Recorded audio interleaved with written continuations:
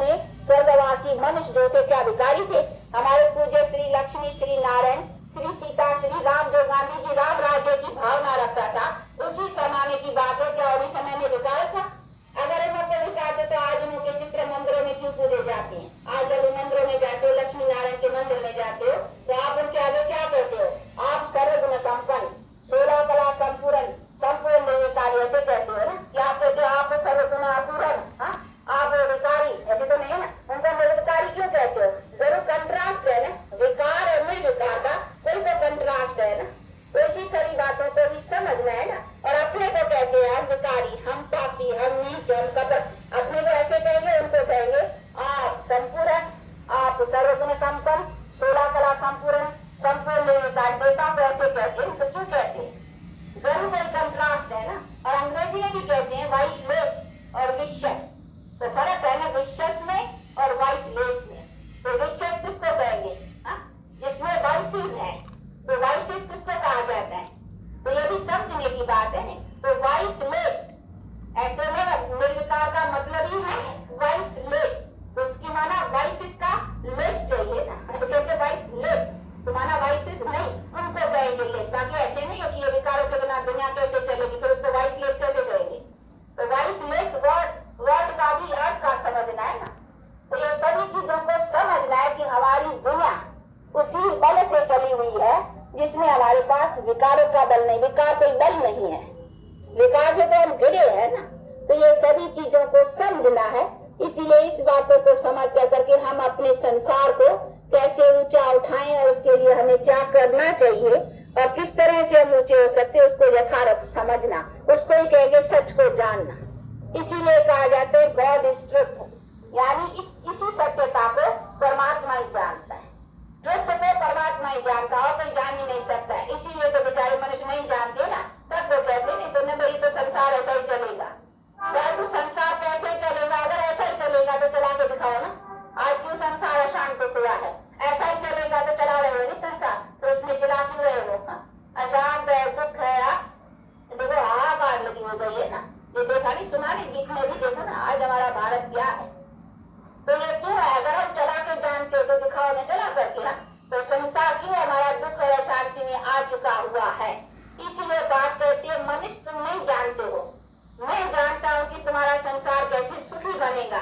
इसीलिए अभी परमात्मा के द्वारा ये रोशनी मिल रही है कि किस तरह से हम मनुष्य अपने संसार को सुखी बनाए। इसका ज्ञान कोई मनुष्य के पास नहीं, इसका ज्ञान उसी ज्ञानदाता के पास, जिसको ही कहा जाता है नॉलेजफुल गॉड अथवा ज्ञानी ज्ञानहार या ज्ञान सागर। ये किसको कहा जाता है? परमात्मा को। तो परमात्मा के पास ही हमारे मनुष्य का यथार्थ नॉलेज है कि मनुष्य की कंप्लीट स्टेज कौन सी है। तो हमारी कंप्लीट स्टेज कौन सी है और कैसे बने, उनकी हमको नॉलेज चाहिए। उसको ही कहेंगे सत्यता को जानना, जिससे हम सच पर सच्चे बने और प्रैक्टिकल लाइफ हमारी वो ऊंची बने।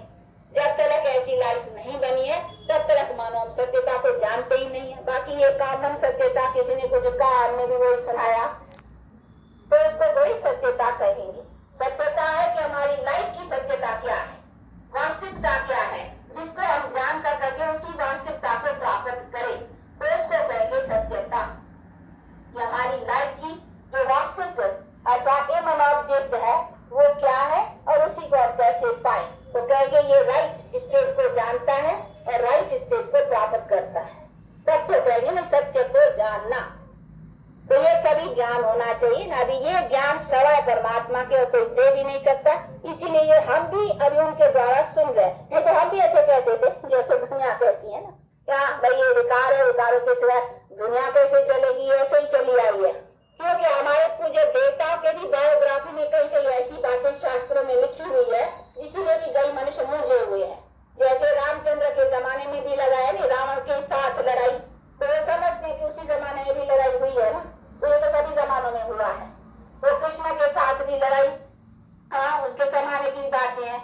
और सतयुग के जमाने में भी असुर और दैत्यों की लड़ाई, हाँ तो सभी जमाने में लड़ाई की बातें आई है ना। तो समझते हैं कि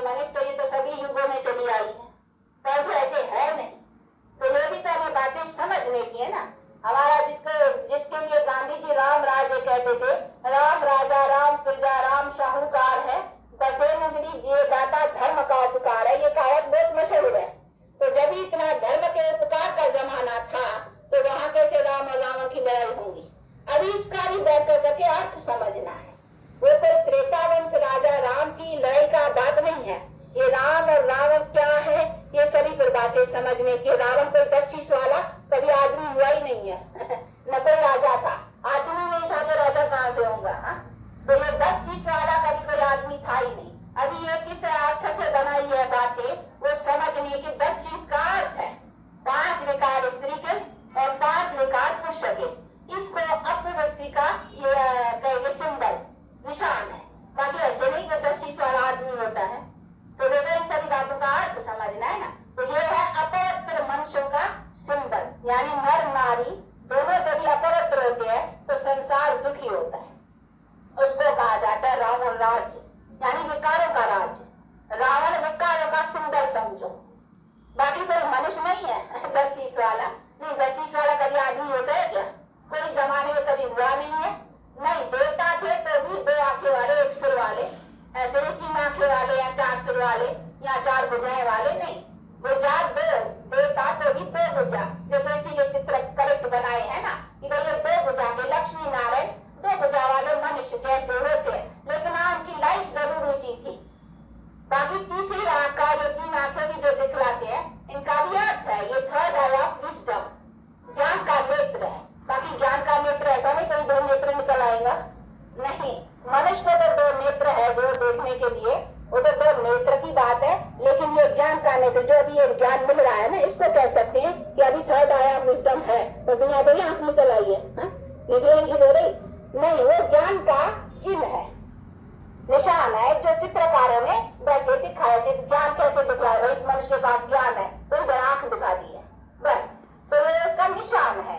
बाकी ऐसे नहीं है कि 3 आंखें होती हैं या 4 भुजाएं। 4 भुजाओं का भी अर्थ है ये चतुर्भुज का, 2 भुजा नारी की 2 भुजा नर की, यानी नर नारी जब पवित्र है तो चतुर्भुज है, यानी पवित्र देवी देवता है।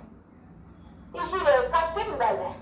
ये सभी सिंबल है। ये रावण भी विकारों का सिंबल है और ये चतुर्भुज भी पवित्र निर्विकारी मनुष्यों का सिंबल है। तो ये सभी चीजों को समझना। बाकी ऐसा नहीं राम रावण की लड़ाई हुई है या कुछ भी नहीं। ये राम माना परमात्मा, जब परमात्मा आया है तो विकारों से लड़ाई कराई है, अर्थात युद्ध कराई है 5 विकारों के साथ जीतने के लिए।